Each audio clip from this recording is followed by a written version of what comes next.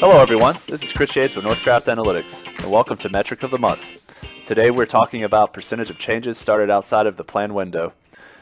This number is commonly associated with higher incident counts and longer change durations. It's a KPI that's all about IT meeting its commitments to the business.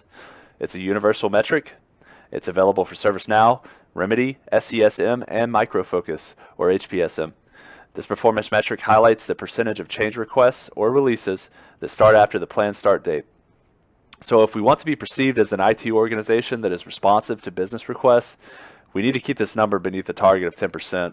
And certainly this target can vary for different types of services that are deemed less critical to the business, but 10% it's really a good number according to our benchmarking database.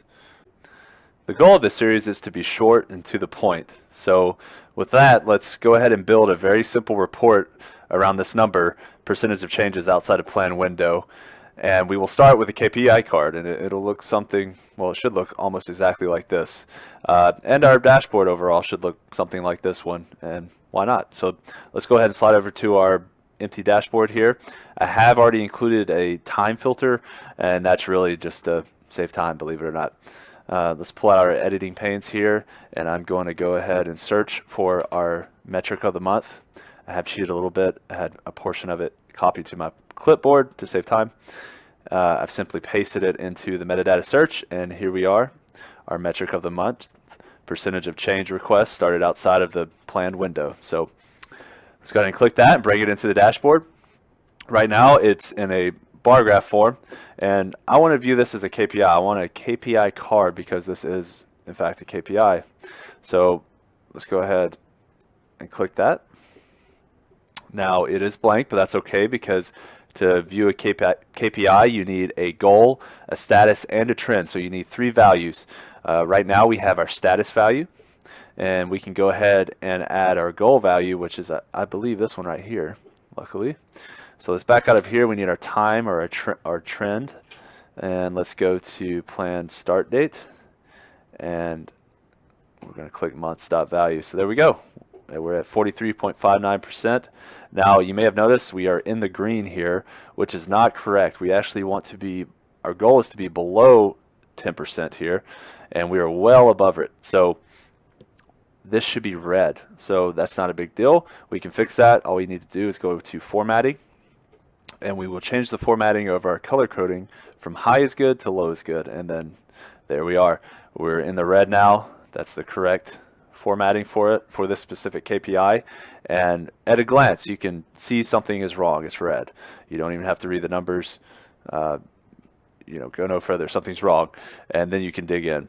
All right, now let's add another visualization. Let's go ahead and drill down a little further. Let's take a look at some assignment groups, and I'm going to go ahead and do that with a tree map. I like tree maps because they make it very easy to filter around in your dashboard, especially in Power BI. So we'll show you that in just a second. Let's go ahead and add assignment group. Here we are. And now we need another variable to make that tree map light up. Let's go ahead and look at durations.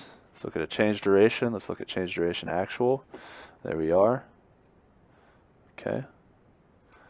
And the larger the squares here are, the longer the average duration is, basically, per assignment group. And as you can see, each assignment group, if I click them, it will filter the other KPI. And if we had more widgets right now, it would filter them as well if they had related data. So as you can see, some of these assignment groups have changes outside of the planned window. Some don't. All right. So this may not be the prettiest dashboard just yet, but we're really just making room for now. So let's drill down even further. Let's get down to the grain. And to do that, I'm going to go ahead and add a table widget. And it's a basic table like a spreadsheet. We'll go ahead and add that there.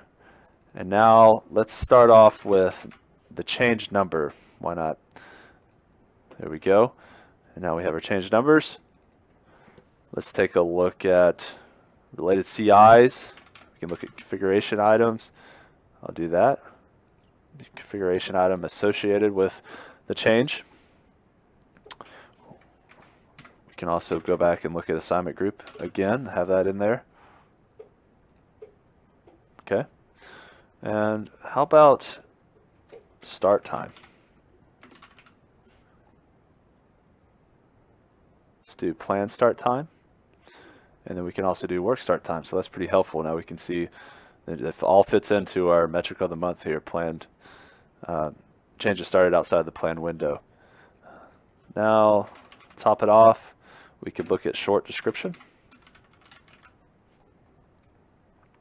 There we are. All right, we fill that in there. Now I could go back if I had more time and make this look a little better. I could add another widget or two, but I'm quickly running out of time here. But as you can see, if you start from top to bottom here, from left to right, we have our KPI. It's our overall view for this dashboard. We're looking at our percentage of change requests started outside of the plan window, and as you can see, it's red. You can quickly ascertain that something's wrong. We're at 43.59% of changes started outside of the plan window when our goal is 10%. So I see that. I can move over to my tree map and let's see what groups are responsible for the most of those, or at least the longest change duration. We could really fix that later on with more time and make that more specific, but this is helpful for now. So I've gone ahead and clicked engineering, platform, and storage. That's my largest square here. And now, as you can see, that's adjusted not only the KPI, but also the table down here. And I can see individual change numbers and changes, their associated configuration item. Here's the assignment group, platform and storage, as well as the planned start time and work start time, which is almost a month apart here, almost a month late. So we also have a short description. I could add things like related incidents. I could add assignees. There's a lot of other options here, plenty of options with more time, but that's all I have for today. And hopefully you've learned a little bit here. If you do have any more questions, feel free to reach out through our website at northcraftanalytics.com. I hope to see you back here next month for our next installment of Metric of the Month, as well as I'll have you back on YouTube to view all of our other videos. We have quite a few. So thanks again for viewing. We'll see you next time.